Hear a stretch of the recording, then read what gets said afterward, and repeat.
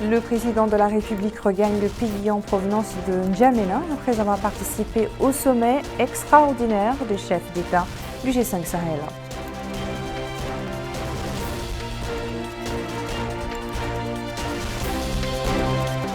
Le président de la République, Mohamed Cheikh Al-Ghazouani, prend la présidence tournante du G5 Sahel et insiste dans son discours sur l'importance de renforcer la force conjointe des États du groupe. Le ministre des Pêches préside à Nouadhibou le démarrage de la 10e session du groupe de travail de l'Europe.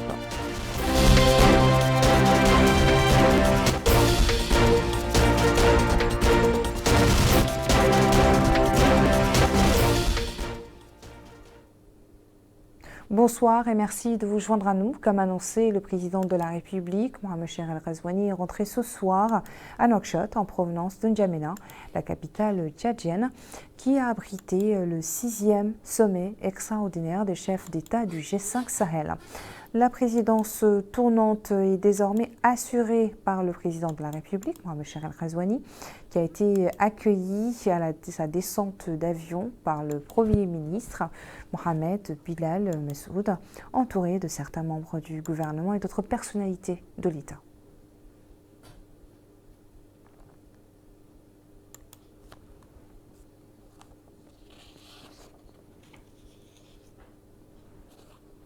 Le discours de clôture du sommet a été prononcé par le président de la République, président en exercice du G5 Sahel. Il évoque le contexte régional et international dans lequel le G5 agit et souligne qu'en dépit de son caractère défavorable, l'organisation a su très rapidement se faire une place sur l'échiquier politique et diplomatique international et mobiliser ses partenaires autour de ses programmes de développement, de gouvernance, de résilience et de sécurité. Je vous propose de suivre le discours du président de la République.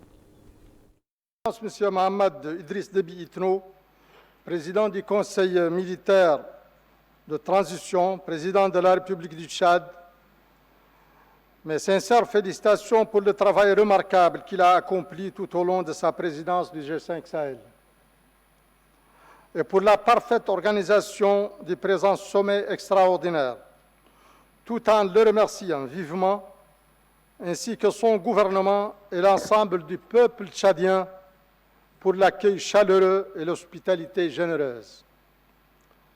Je voudrais aussi remercier mes pairs chefs d'État du G5 Sahel pour la confiance qu'ils m'ont accordée en me confiant la présidence en exercice de notre organisation et leur signifier en même temps qu'autant je me sens honoré par cette marque de confiance, autant je mesure la lourde responsabilité qui m'est ainsi dévolue dans les circonstances exceptionnelles que traverse aujourd'hui notre organisation.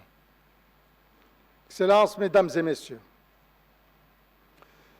mus par un esprit de solidarité, d'entraide et d'appropriation de leur destinée commune, nos pays ont créé en 2014 le G5 Sahel afin de mutualiser leurs moyens et de mettre en synergie leurs efforts en vue de faire face aux graves défis de sécurité et de développement auxquels ils faisaient face.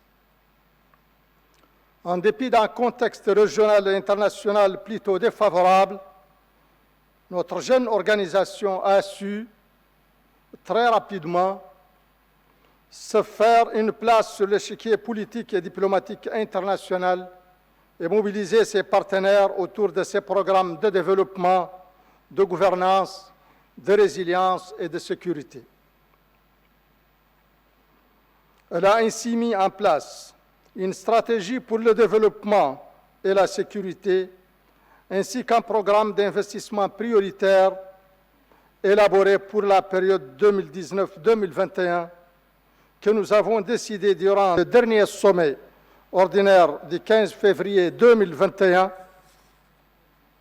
d'actualiser pour prendre en compte le nouveau contexte de dégradation de la situation sécuritaire.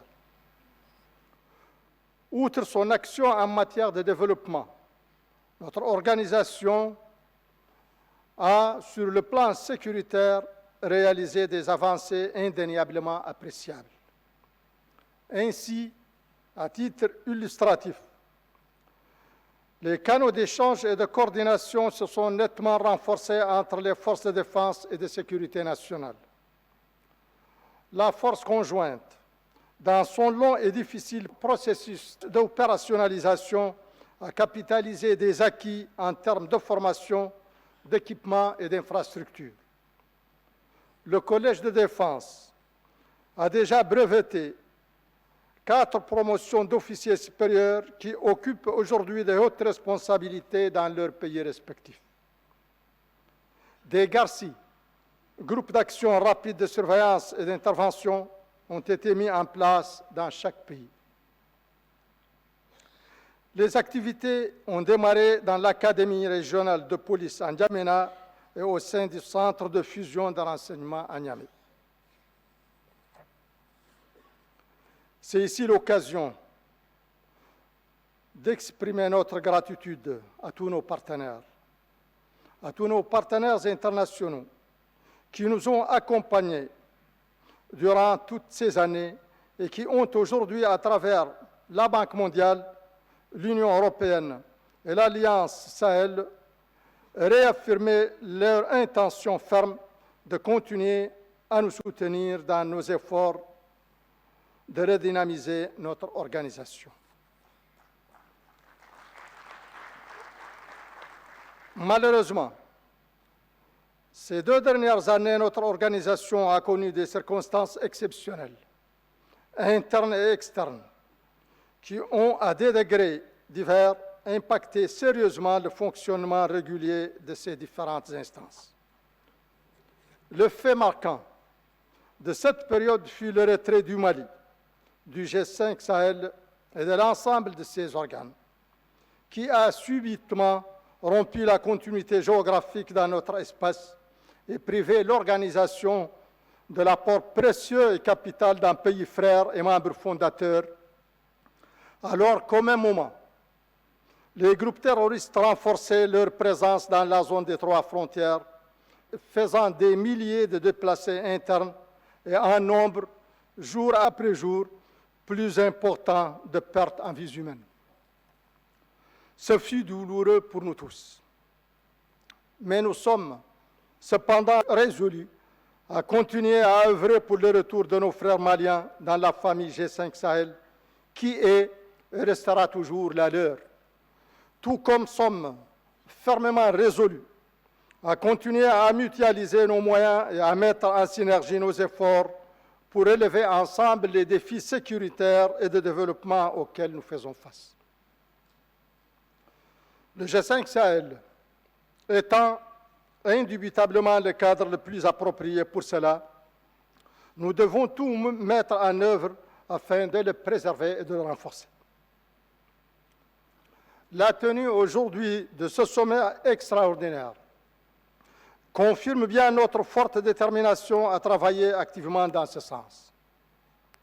D'ores et déjà, il y a lieu de se féliciter de l'adoption par les ministres en charge de la Défense, ici même en N'Djamena, le 10 janvier dernier, du projet du nouveau concept stratégique d'opération de la force conjointe qui vient de nous être présenté par le secrétaire exécutif. En effet, il est nécessaire que la force conjointe reconfigurée soit renforcée et dotée de moyens nécessaires pour retrouver son dynamisme en étroite coordination avec les forces armées nationales. De même, en matière de développement, nous devons rapidement procéder à l'examen et l'adoption de nos instances de la SDS et du PIP 2023-2025. Redynamiser les programmes inachevés et en suspens. Œuvrer enfin que nos partenaires renforcent et concrétisent davantage leur engagement à nos côtés. Nous avons tous en mémoire la conférence de Nouakchott des bailleurs de fonds en 2018 pour le financement du PIP, qui a connu de fortes annonces, qui sont restées cependant jusqu'ici faiblement concrétisées. Excellences, Mesdames et Messieurs, nous nous devons de faire preuve de réalisme et de veiller à la préservation des résultats si chèrement acquis. Triompher du terrorisme et des grands défis de développement est un objectif raisonnablement envisageable pour des pays solidaires et mutualisant leurs moyens, mais absolument inaccessible pour des pays qui affrontent des défis sécuritaires communs en ordre dispersé. Aussi, tout en réaffirmant l'absolue nécessité de préserver, de renforcer et de développer le G5 Sahel, je déclare close la 6e session extraordinaire du G5 Sahel. Et je vous remercie. Le sommet de N'Djamena a été sanctionné par un communiqué final dans lequel les dirigeants du G5 ont reconnu que la situation sécuritaire dans cet espace reste préoccupante. Ils affirment leur détermination à poursuivre des efforts jusqu'à l'éradication complète des groupes terroristes qui sèment la terreur et la désolation parmi les populations du Sahel. Bokar Bailabad nous décline les résultats de ce sommet.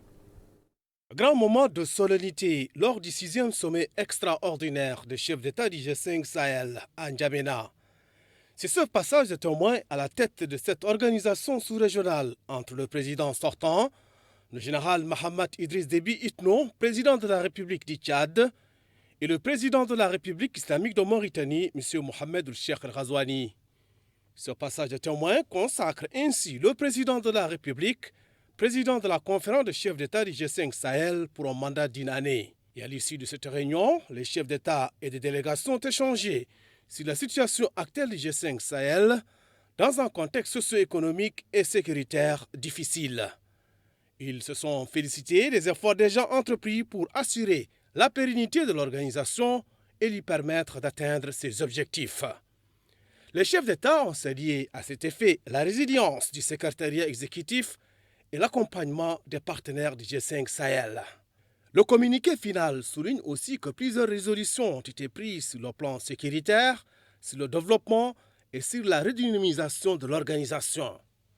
Les chefs d'État ont par ailleurs proposé la création d'une nouvelle stratégie de développement et de sécurité à l'horizon 2023-2025 et le renforcement de l'intégration régionale. Dans son discours d'ouverture des travaux du sommet, le président de la République du Tchad, le général Mohamed Idriss Déby Itno, président sortant du G5 Sahel, a passé en revue les défis majeurs auxquels ont été confrontés les pays du groupe au cours des 2 dernières années.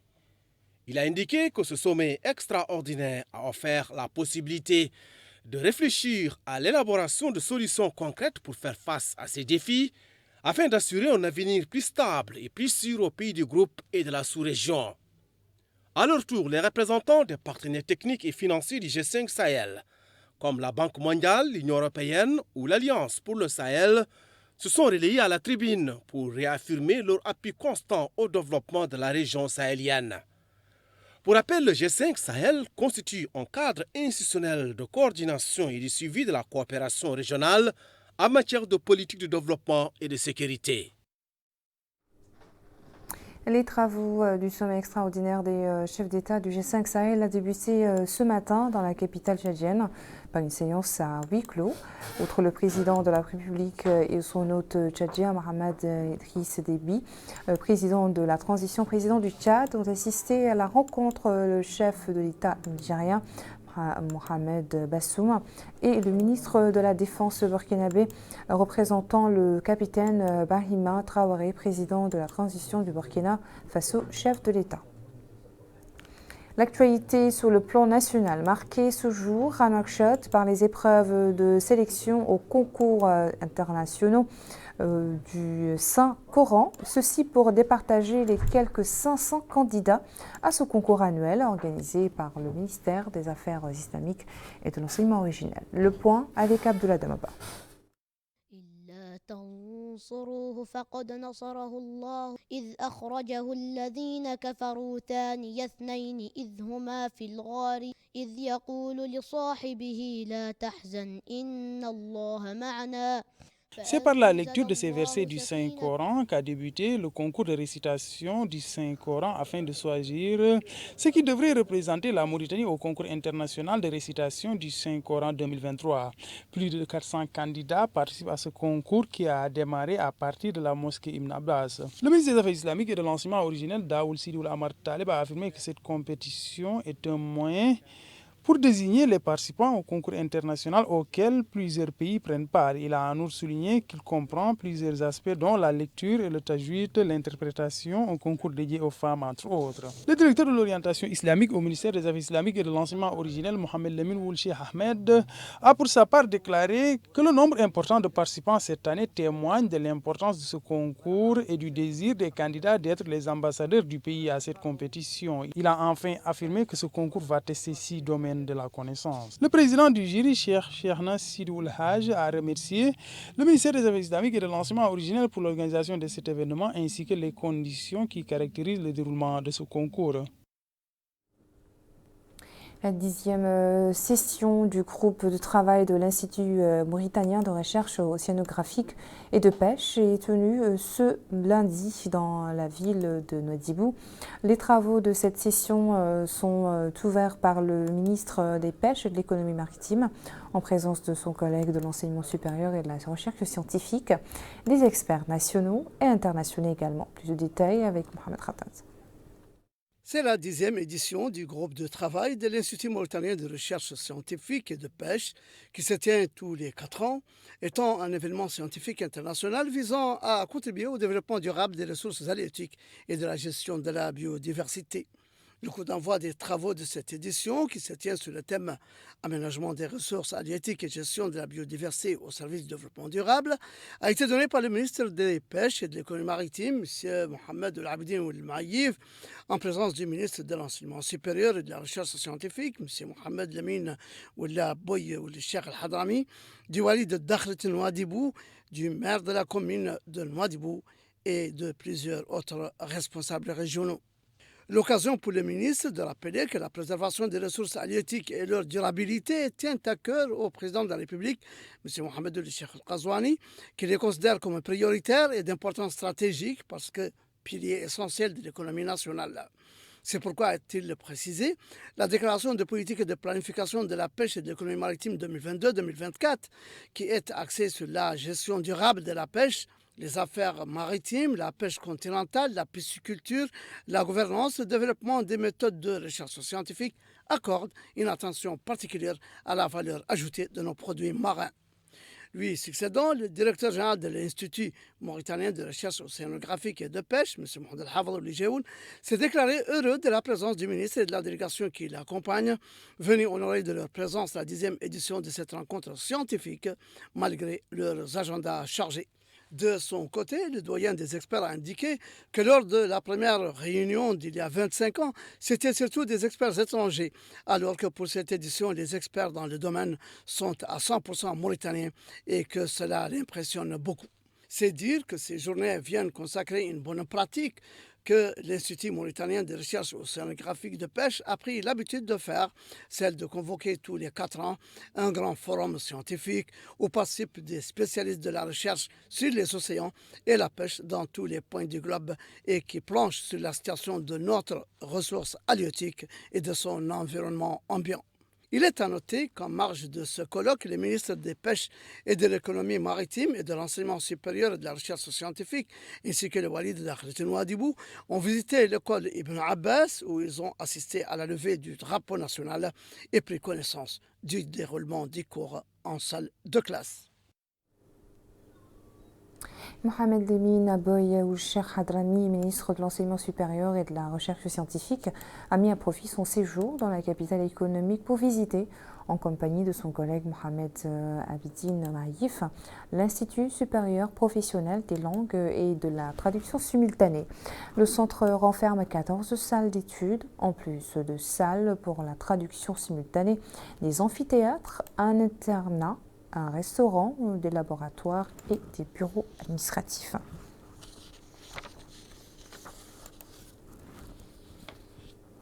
Retour à Nouakchott où il était question ce matin de l'évaluation par les experts nationaux et du système des Nations Unies de la nutrition en Mauritanie durant les 2 dernières années. Les participants à cet atelier organisé conjointement par le ministère des Affaires économiques et de la promotion des secteurs productifs et l'UNICEF ont fait état des lieux des réalisations accomplies dans le domaine de la nutrition par les pouvoirs publics et les partenaires. Amina Khalil. Évaluer les efforts fournis dans le domaine de la promotion de la nutrition dans notre pays est l'objectif du présent atelier organisé par le ministère des Affaires économiques et de la promotion des secteurs productifs en collaboration avec UNICEF Mauritanie. Ouvrant l'atelier, le directeur général des stratégies politiques de développement au ministère des Affaires économiques et de la promotion des secteurs productifs, M. Chernoul Beddad, a indiqué que l'atelier est l'occasion de dresser le bilan des projets et programmes de nutrition mis en œuvre par les pouvoirs publics, le secteur privé, les ONG ainsi que les partenaires au développement. Il permettra également de répondre aux questions de l'enquête présentée par le mouvement de renforcement de la nutrition de Genève. La coordination des efforts des acteurs de la nutrition permettra, conclut-il, de mettre en place une conception exhaustive des objectifs de la nutrition en tant que levier du développement, ainsi que l'accès à la nutrition qui est un élément clé pour réaliser les objectifs du développement durable. Donc l'amélioration de la nutrition est essentielle pour réaliser les objectifs de développement durable et représente à la fois un facteur et un marqueur du bien-être des populations et des membres et des progrès nationaux, bien sûr. C'est pourquoi, sous le leadership du gouvernement de la Mauritanie, nous, et je dis bien nous, je m'exprime en tant que membre du mouvement SON, représentant finalement le système des Nations Unies, peut-être aussi me permettant de parler au nom également des PTF, mais que nous tous ici sommes réunis et unissons nos efforts en appui aux institutions de l'État mauritanien pour le développement de la nutrition. Durant l'atelier, les experts ont présenté des exposés dressant le bilan des actions des stratégies de nutrition dans notre pays, ainsi que ses perspectives futures. Autre atelier, celui organisé ce jour à Nouakchott par le ministère de l'Agriculture en collaboration avec la FAO, destiné à renforcer les capacités nationales dans le domaine de la protection des végétaux. Il s'agit pour le département de l'Agriculture de revoir le système juridique relatif à la protection des végétaux en Mauritanie et c'est à ce titre que plusieurs départements ministériels ont été associés à cette rencontre, en plus de la Chambre de commerce et de l'agriculture. Abdullah Damaba. Cette rencontre se tient avec la participation de tous les acteurs techniques et responsables des structures nationales se rapportant à la protection des végétaux. L'objectif est de mettre à niveau l'arsenal juridique national dans le cadre de la protection des végétaux.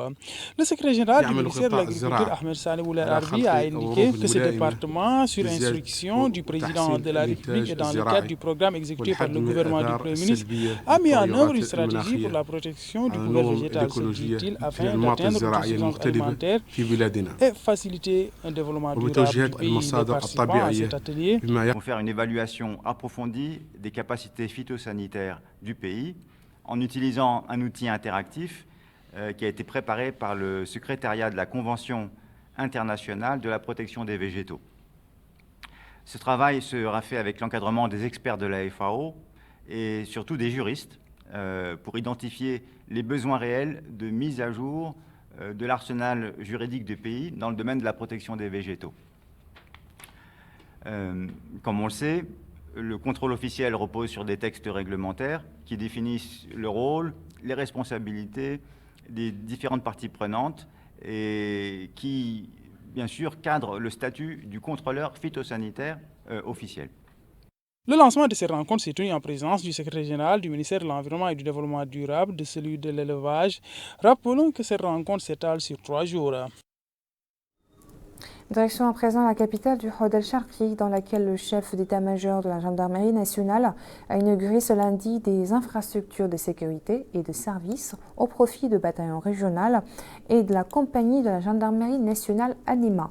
L'édification de ces structures s'inscrit dans le cadre du plan quinquennal visant à renforcer les infrastructures de base de la gendarmerie nationale.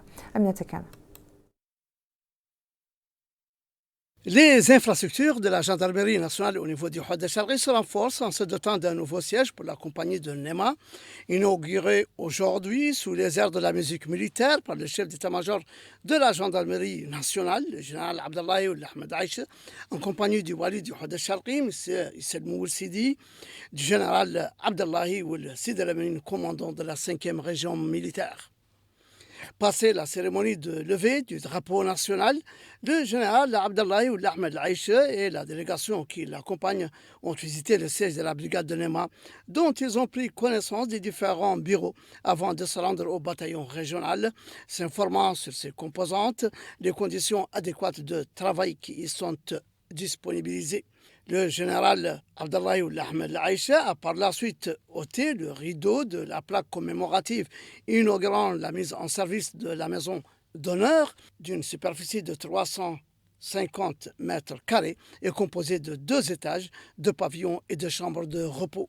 L'occasion pour le wali du Houda Charqi, M. Issel Moul Sidi, d'indiquer que l'inauguration de ce nouveau siège s'inscrit autant dans le cadre des efforts destinés à garantir aux citoyens la sécurité que dans le cadre de la politique de rénovation et de modernisation des infrastructures que connaît le pays sous la conduite du président de la République, M. Mohamed Ould Cheikh Al-Qazouani.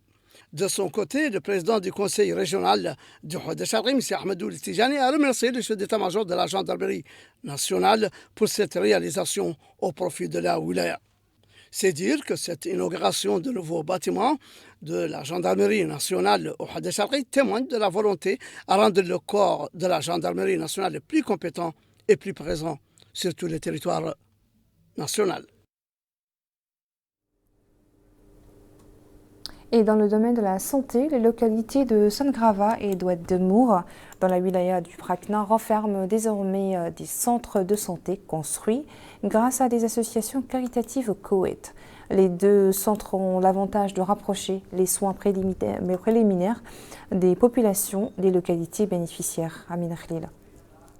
Le ministère de la Santé a inauguré 2 nouveaux centres médicaux construits dans les 2 communes de Sangrave et Oued Demour, et ce, sur financement de certaines institutions de bienfaisance du Koweït. Inaugurant les 2 installations, le chargé de mission au ministère de la Santé, M. Bounoul Khatab, a indiqué que le partenariat avec le secteur privé intervient en appui aux efforts des services publics sanitaires visant à mettre les soins à la portée de tous les citoyens, et ce, à travers notamment le programme Moyessa, les programmes de la santé maternelle et infantile, la gratuité des soins d'urgence et du transport des victimes d'accidents et des malades entre les hôpitaux. Les points de santé inaugurés comprennent les différentes spécialités des services d'urgence et des ailes d'hospitalisation. Quant aux représentants de notre communauté au Koweït, M. Mohamed Mahmoud Ould Jaydani, il a précisé que la construction de ces 2 points de santé est le fruit d'un partenariat visant l'appui aux 2 secteurs, sanitaire et éducatif. Une initiative qui a été louée par les maires des communes de Sangrave et de Oued Demour. En marge de cette inauguration, le représentant du ministère de la Santé a procédé à la pose de la première pierre du service de maternité. Au chapitre des activités des partis politiques, à noter que le parti de l'Union et du changement Hatem a décliné l'identité de son candidat aux législatives sous la liste nationale de Nouakchott Nord. Il s'agit d'Abdallahi Limam. Le candidat a été présenté lors d'une cérémonie organisée hier à Nouakchott en présence d'un parterre de cadres du parti et de ses militants. L'occasion aussi pour le parti d'annoncer l'adhésion de l'initiative Hatem, notre choix, et d'insister sur l'importance de la participation des jeunes dans la vie politique.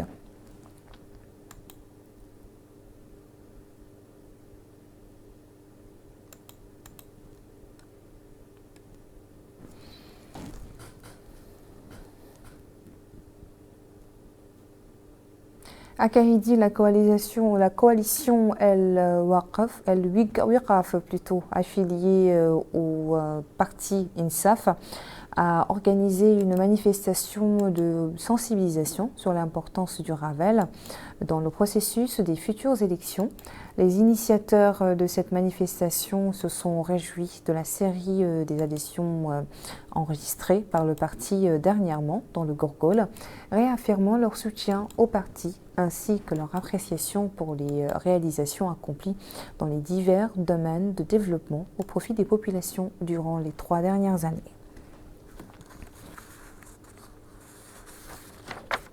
Voilà qui met fin à notre journal. Merci à vous de nous avoir suivis. Le rappel des principaux titres.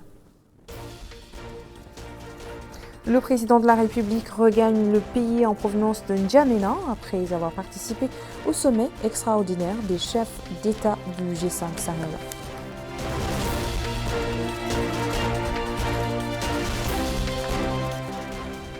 Le président de la République prend la présidence tournante du G5 Sahel et insiste dans son discours sur l'importance de renforcer la force conjointe des États du groupe.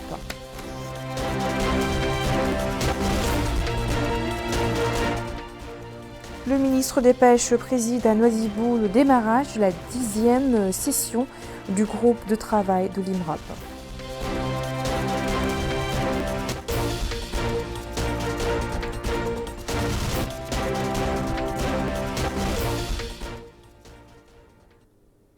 Je vous souhaite une excellente soirée en compagnie d'Adahi Khaitara pour votre émission Zoom Sur.